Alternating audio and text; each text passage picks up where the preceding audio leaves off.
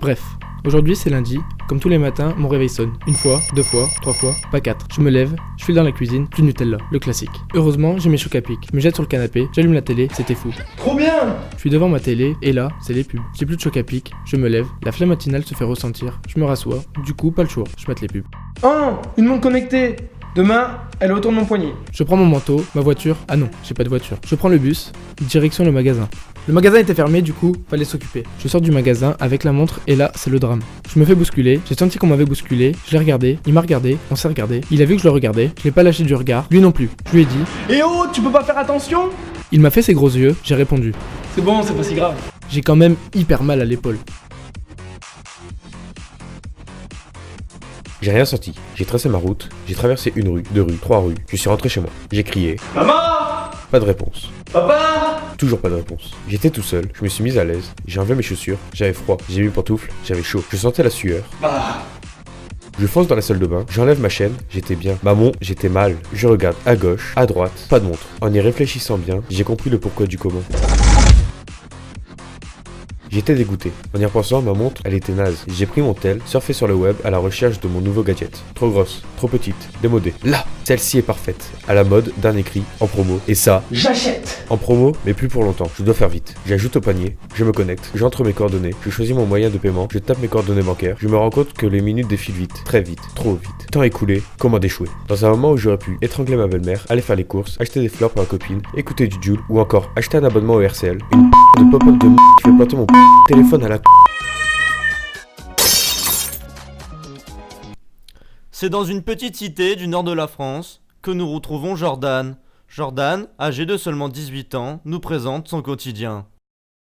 C'est dans la cour de sa cité que nous retrouvons Jordan et ses fameuses herbes magiques, comme il nous a confié.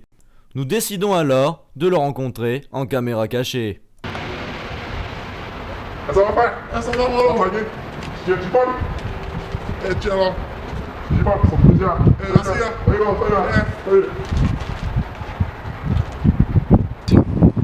Ça fait longtemps que vous faites ce métier. Eh ben, en fait, le quartier bah, un peu pour vivre, hein. Faut travailler. Et nous, on grave m'emmène. Et vous voulez faire ça plus tard ou arrêter? Eh, ça rapporte bien, hein. Eh, c'est plaisant ces gens qui font ça. Flash info, nous interrompons notre programme pour vous signaler une information de la plus haute importance. Harry Vrin aurait décidé de jeter son chat par la fenêtre. Son alibi serait une montre en promo achetée trop tard. D'après nos dernières informations, les jours du chat ne seraient plus en danger. Mardi, 16h30, l'émission est finie, direction du distributeur, c'est l'heure du goûter. Comme tous les mardis, une course s'installe entre Twix et Mars. Tous deux sur la ligne de départ, un départ chocolaté s'annonce. Petite préférence pour le Mars, mais le Twix a toutes ses chances. Le départ est lancé. Tout à coup, l'accident du Mars. Succès du Twix, c'est l'heure de rentrer. Je vais à la voiture, elle ne démarre pas, toujours pas. Foutue voiture. Ça manque de musique. Non, toujours pas. Encore moins. Pas du tout. Ah, c'est mieux. Conduire, j'adore. Dans les embouteillages, un peu moins.